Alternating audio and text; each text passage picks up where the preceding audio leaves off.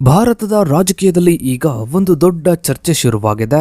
ದೇಶದಲ್ಲಿ ಮಹತ್ವದ ನಿರ್ಧಾರಗಳನ್ನು ತೆಗೆದುಕೊಳ್ಳುವ ಅಥವಾ ದೇಶದ ರಾಜಕೀಯದಲ್ಲಿ ಸಂಚಲನ ಮೂಡಿಸುವಂತಹ ಘಟನೆಗಳು ನಡೆದಾಗ ಕಾಂಗ್ರೆಸ್ ನಾಯಕ ರಾಹುಲ್ ಗಾಂಧಿಯವರು ದೇಶದಲ್ಲೇ ಇರುವುದಿಲ್ಲ ಎಂದು ಕೇಂದ್ರ ಸರ್ಕಾರ ಬಿಜೆಪಿ ಗಂಭೀರ ಆರೋಪ ಮಾಡ್ತಾ ಇದೆ.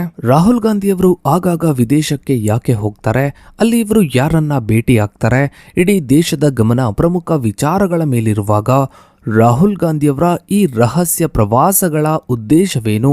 ಈ ವಿದೇಶಿ ಪಯಣದ ಹಿಂದೆ ಅಡಗಿದೆಯಾ ದೊಡ್ಡ ರಹಸ್ಯ? ಬಿಜೆಪಿಯ ಈ ತನಿಖೆಯ ಒತ್ತಾಯಕ್ಕೆ ಕಾಂಗ್ರೆಸ್ ನೀಡ್ತಾ ಇರುವ ಉತ್ತರವೇನು? ರಾಹುಲ್ ಗಾಂಧಿಯವರ ವಿದೇಶಿ ಪ್ರವಾಸಗಳ ಕುರಿತು ಬಿಜೆಪಿ ಎತ್ತಿರುವ ಪ್ರಶ್ನೆಗಳು ಮತ್ತು ಈ ಸೀಕ್ರೆಟ್ ಪ್ರವಾಸದ ಹಿಂದಿರುವ ಅಸಲಿ ಸತ್ಯದ ಬಗ್ಗೆ ಒಂದು ವಿಶೇಷ ವರದಿ ಇದೆ, ಬನ್ನಿ ನೋಡ್ತಾ ಹೋಗೋಣ. ಸ್ನೇಹಿತರೆ, ಭಾರತದ ಪ್ರಜಾಪ್ರಭುತ್ವ ವ್ಯವಸ್ಥೆಯಲ್ಲಿ ವಿರೋಧ ಪಕ್ಷದ ನಾಯಕನ ಸ್ಥಾನವು ಅತ್ಯಂತ ಗೌರವಾನ್ವಿತ ಮತ್ತು ಜವಾಬ್ದಾರಿಯುತ ಸಂವಿಧಾನಿಕ ಹುದ್ದೆಯಾಗಿದೆ.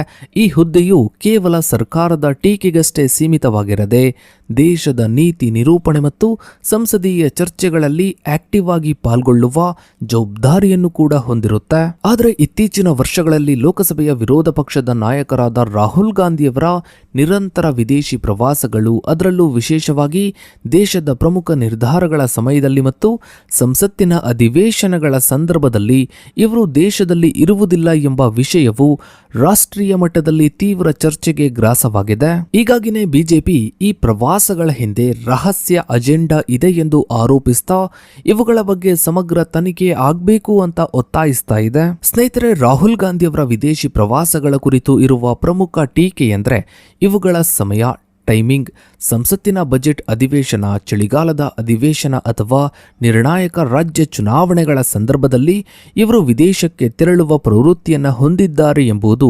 ಅಂಕಿಅಂಶಗಳಿಂದ ತಿಳಿದು ಬರುತ್ತೆ. ಇದು ಕೇವಲ ರಾಜಕೀಯ ವಿವಾದವಲ್ಲ, ಬದಲಾಗಿ ಒಬ್ಬ ಸಾರ್ವಜನಿಕ ಪ್ರತಿನಿಧಿಯ ಸಂವಿಧಾನಿಕ ಕರ್ತವ್ಯದ ಪ್ರಶ್ನೆಯಾಗಿದೆ ಎಂದು ರಾಜಕೀಯ ವಿಶ್ಲೇಷಕರು ಅಭಿಪ್ರಾಯ ಪಡ್ತಾರೆ. ಒಬ್ಬ ಲೋಕಸಭಾ ನಾಯಕನಾಗಿ ಇವರು ಸಂಸತ್ತಿನಲ್ಲಿ ಪ್ರಮುಖ ಮಸೂದೆಗಳ ಮೇಲೆ ಮತದಾನ ಮಾಡುವ ಅಥವಾ ಚರ್ಚೆಗಳಲ್ಲಿ ಪಾಲ್ಗೊಳ್ಳುವ ಬದಲು ವಿದೇಶದಲ್ಲಿ ಉಪನ್ಯಾಸ ನೀಡುವುದಕ್ಕೆ ಆದ್ಯತೆ ನೀಡುತ್ತಾರೆ ಎಂದು ಬಿಜೆಪಿಯ ಸಂಸದೀಯ ಕಾರ್ಯದರ್ಶಿಗಳ ಪ್ರಮುಖ ವಾದವಾಗಿದೆ. ಸ್ನೇಹಿತರೆ, ರಾಹುಲ್ ಗಾಂಧಿಯವರ ವಿದೇಶಿ ಪ್ರವಾಸಗಳ ಸುತ್ತಲಿರುವ ಮತ್ತೊಂದು ಅತ್ಯಂತ ಗಂಭೀರ ವಿಷಯವೆಂದರೆ ಇವರ ಭದ್ರತೆಯ ವಿಷಯ. ರಾಹುಲ್ ಗಾಂಧಿಯವರು ದೇಶದ ಅತ್ಯುನ್ನತ Z+ ಶ್ರೇಣಿಯ ಭದ್ರತೆಯನ್ನು ಹೊಂದಿದ್ದಾರೆ. ಇದು ಅಡ್ವಾನ್ಸ್ ಸೆಕ್ಯೂರಿಟಿ ಲೈಸೆನ್ಸ್ ಸೌಲಭ್ಯವನ್ನ ಒಳಗೊಂಡಿದೆ. ಇಂತಹ ಉನ್ನತ ಮಟ್ಟದ ಭದ್ರತೆಯನ್ನ ಪಡೆಯುವ ವ್ಯಕ್ತಿಗಳು ತಮ್ಮ ಪ್ರತಿಯೊಂದು ಚಲನಾವಲನದ ಬಗ್ಗೆ ಭದ್ರತಾ ಏಜೆನ್ಸಿಗಳಿಗೆ ಮುಂಚಿತವಾಗಿಯೇ ಮಾಹಿತಿಯನ್ನ ನೀಡಬೇಕಾಗುತ್ತೆ. ಆದರೆ ಕೇಂದ್ರ ಮೀಸಲು ಪಡೆ ಅಂದರೆ CRPF ಇತ್ತೀಚೆಗೆ ರಾಹುಲ್ ಗಾಂಧಿಯವರು ಈ ನಿಯಮಗಳನ್ನು ನಿರಂತರವಾಗಿ ಉಲ್ಲಂಘಿಸ್ತಾ ಇದ್ದಾರೆ ಎಂದು ಅಧಿಕೃತವಾಗಿ ದೂರಿದೆ. CRPF ಯೆಲ್ಲೋ ಬುಕ್ ಮಾರ್ಗಸೂಚಿಗಳ ಪ್ರಕಾರ Z+ ಭದ್ರತೆಯನ್ನ ಹೊಂದಿರುವ ವ್ಯಕ್ತಿಯು ವಿದೇಶಕ್ಕೆ ತೆರಳುವ ಕನಿಷ್ಠ 3 ವಾರಗಳ ಮೊದಲು ಭದ್ರತಾ ವಿಭಾಗಕ್ಕೆ ಮಾಹಿತಿಯನ್ನ ನೀಡಬೇಕು. ಇದು ಭದ್ರತಾ ಸಿಬ್ಬಂದಿಗೆ ಆಯಾ ದೇಶದ ಭದ್ರತಾ ಏಜೆನ್ಸಿಗಳೊಂದಿಗೆ ಸಮನ್ವಯ ಸಾಧಿಸಲು ಮತ್ತು ಆ ಪ್ರದೇಶದ ಸಂಭಾವನೀಯ ಅಪಾಯಗಳನ್ನು ಮೌಲ್ಯಮಾಪನ ಮಾಡಲು ಅವಕಾಶ ನೀಡುತ್ತದೆ. ಆದರೆ ರಾಹುಲ್ ಗಾಂಧಿಯವರು ಈ ಎಲ್ಲ ನಿಯಮಗಳನ್ನು ಪಾಲಿಸುತ್ತಿಲ್ಲ, ಇದನ್ನು ಉಲ್ಲಂಘಿಸ್ತಾ ಇದ್ದಾರೆ ಎಂದು CRPF ಕಾಂಗ್ರೆಸ್ ಅಧ್ಯಕ್ಷ ಮಲ್ಲಿಕಾರ್ಜುನ್ ಖರ್ಗೆ ಅವರಿಗೆ ಪತ್ರವನ್ನ ಬರೆದಿದ್ದಾರೆ. 2020ರಿಂದ ಈವರೆಗೆ ರಾಹುಲ್ ಗಾಂಧಿಯವರು ಒಟ್ಟು 113ಕ್ಕೂ ಹೆಚ್ಚು ಬಾರಿ ಭದ್ರತಾ ನಿಯಮಗಳನ್ನು ಉಲ್ಲಂಘಿಸಿದ್ದಾರೆ ಎಂದು ಭದ್ರತಾ ಪಡೆಗಳು ವರದಿ ಮಾಡಿದ್ದರೂ ಇವರು ಇದನ್ನು ಗಂಭೀರವಾಗಿ ಪರಿಗಣಿಸ್ತಾ ಇಲ್ಲ ಎಂಬುದು ಸರ್ಕಾರದ ಆರೋಪವಾಗಿದೆ. ಈ ಉಲ್ಲಂಘನೆಗಳು ಕೇವಲ ಇವರ ವೈಯಕ್ತಿಕ ಸುರಕ್ಷತೆಯ ಪ್ರಶ್ನೆಯಲ್ಲ, ಬದಲಿಗೆ ದೇಶದ ಅತ್ಯುನ್ನತ ನಾಯಕರೊಬ್ಬರ ಭದ್ರತೆಯ, ರಾಷ್ಟ್ರೀಯ ಭದ್ರತೆಯ ಒಂದು ಭಾಗವಾಗಿರುತ್ತೆ. ರಾಹುಲ್ ಗಾಂಧಿಯವರ ತಂದೆ ರಾಜೀವ್ ಗಾಂಧಿ ಮತ್ತು ಇವರ ಅಜ್ಜಿ ಇಂದಿರಾ ಗಾಂಧಿಯವರ ಮೇಲೆ ದಾಳಿಗಳು ನಡೆದ ಹಿನ್ನೆಲೆ ಇದೆ.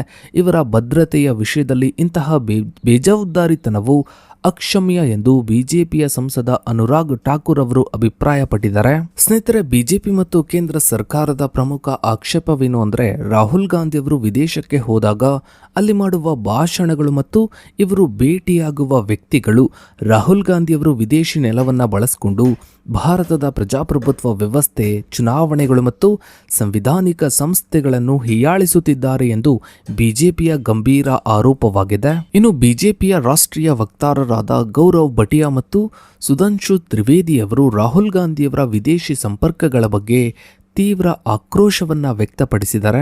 ವಿಶೇಷವಾಗಿ ಅಮೆರಿಕಾದ ಬಿಲಿಯನಿಯರ್ ಹೂಡಿಕೆದಾರ ಜಾರ್ಜ್ ಸೊರೋಸೋ ಅವರೊಂದಿಗೆ ರಾಹುಲ್ ಗಾಂಧಿಯವರಿಗೆ ನಿಕಟವಾದ ಸಂಬಂಧವಿದೆ ಎಂದು ಬಿಜೆಪಿ ಆರೋಪಿಸಿದೆ.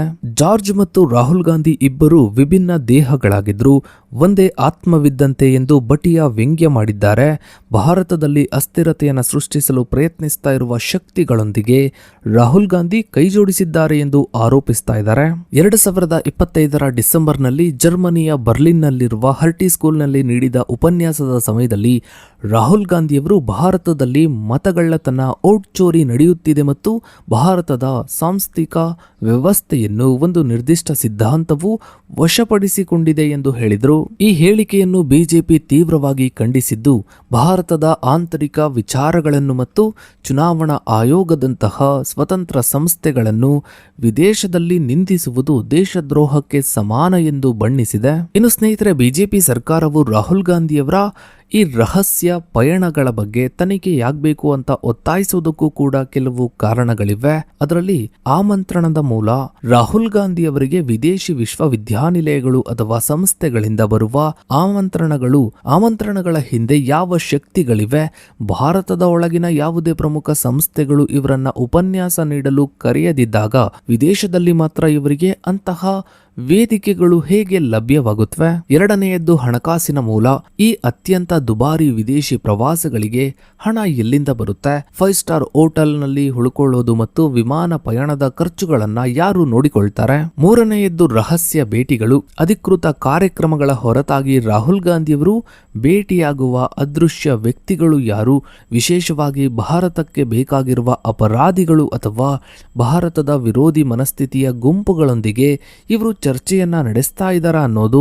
ನಾಲ್ಕನೆಯದ್ದು ರಾಷ್ಟ್ರೀಯ ಭದ್ರತೆ. ಸಂಸತ್ತಿನ ಸದಸ್ಯರಾಗಿ ಮತ್ತು ವಿರೋಧ ಪಕ್ಷದ ನಾಯಕರಾಗಿ ಪ್ರಮಾಣ ವಚನ ಸ್ವೀಕರಿಸಿರುವ ವ್ಯಕ್ತಿಯು ವಿದೇಶದಲ್ಲಿ ರಹಸ್ಯವಾಗಿ ಸಂಚರಿಸುವುದು ರಾಷ್ಟ್ರೀಯ ಭದ್ರತೆಗೆ ಅಪಾಯವಲ್ಲವೇ ಅನ್ನೋದು. ಈ ಎಲ್ಲಾ ಪ್ರಶ್ನೆಗಳಿಗೆ ಉತ್ತರಿಸಲು ಕಾಂಗ್ರೆಸ್ ಪಾರದರ್ಶಕವಾಗಿ ಅವರ ಪ್ರವಾಸದ ಕಾರ್ಯಸೂಚಿಗಳನ್ನು ಬಹಿರಂಗಪಡಿಸಬೇಕು ಎಂದು ಬಿಜೆಪಿ ಆಗ್ರಹಿಸ್ತಾ ಇದೆ.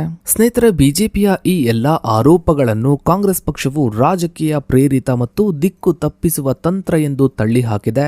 ವಿರೋಧ ಪಕ್ಷದ ನಾಯಕನಿಗೆ ಜಾಗತಿಕ ಮಟ್ಟದಲ್ಲಿ ಸಂಪರ್ಕ ಹೊಂದುವ ಮತ್ತು ಭಾರತದ ಪರಿಸ್ಥಿತಿಯ ಬಗ್ಗೆ ತನ್ನ ದೃಷ್ಟಿಕೋನವನ್ನು ಹಂಚಿಕೊಳ್ಳುವ ಪೂರ್ಣ ಹಕ್ಕಿದೆ ಎಂದು ಕಾಂಗ್ರೆಸ್ ವಾದಿಸುತ್ತದೆ. ಇನ್ನು ಇದಕ್ಕೆ ಪ್ರತಿಯಾಗಿ 2026 ಜನವರಿಯಲ್ಲಿ ರಾಹುಲ್ ಗಾಂಧಿಯವರು ಒಂದು ಗಂಭೀರ ಆರೋಪವನ್ನ ಮಾಡಿದ್ರು.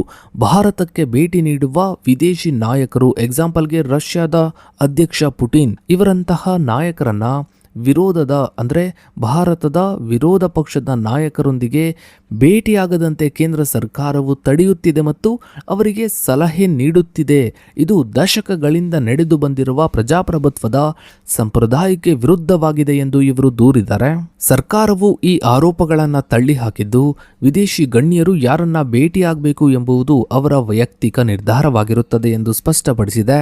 ಇದಲ್ಲದೆ 2024ರಿಂದ ರಾಹುಲ್ ಗಾಂಧಿಯವರು ಬಾಂಗ್ಲಾದೇಶ, ವಿಯೆಟ್ನಾಂ, ಮಲೇಷ್ಯಾ ಮತ್ತು ನ್ಯೂಜಿಲೆಂಡ್ನ ಪ್ರಧಾನಮಂತ್ರಿಗಳನ್ನು ಭೇಟಿಯಾಗಿರುವ ಅಂಕಿ ಅಂಶಗಳನ್ನು ಸರ್ಕಾರ ಬಿಡುಗಡೆ ಮಾಡಿದೆ. ಒಟ್ಟಾರೆಯಾಗಿ ದೇಶದ ರಾಜಕೀಯದಲ್ಲಿ ರಾಹುಲ್ ಗಾಂಧಿಯವರ ವಿದೇಶಿ ಪ್ರವಾಸಗಳೇ ಒಂದು ಹೊಸ ಅಧ್ಯಾಯವಾಗಿದೆ. ಸೊ ಇದಾಗಿತ್ತು ಸ್ನೇಹಿತರೆ ಇವತ್ತಿನ ಈ ಒಂದು ವಿಡಿಯೋದ ಬಗ್ಗೆ ನಿಮ್ಮ ಅನಿಸಿಕೆ ಅಭಿಪ್ರಾಯಗಳನ್ನು ತಪ್ಪದೇ ಕಮೆಂಟ್ ಸೆಕ್ಷನ್ ನಲ್ಲಿ ಕಮೆಂಟ್ ಮಾಡಿ. ಹಾಗೆ ವಿಡಿಯೋಗೊಂದು ಲೈಕ್ ಮಾಡ್ತಾ ವಿಡಿಯೋನ ಆದಷ್ಟು ಎಲ್ಲ ಕಡೆ ಶೇರ್ ಮಾಡಿ. ನೀವಿನ್ನು ನಮ್ಮ ಚಾನಲ್ಗೆ ಸಬ್ಸ್ಕ್ರೈಬ್ ಆಗಿಲ್ಲ ಅಂದ್ರೆ ಕೆಳಗಡೆ ಕಾಣ್ತಾ ಇರೋ ಸಬ್ಸ್ಕ್ರೈಬ್ ಅನ್ನು ಕ್ಲಿಕ್ ಮಾಡಿ. ಹಾಗೆ ಪಕ್ಕದಲ್ಲಿ ಕಾಣೋ ಬೆಲ್ ಐಕಾನ್ ಕೂಡ ಕ್ಲಿಕ್ ಮಾಡಿ. ಥ್ಯಾಂಕ್ಸ್.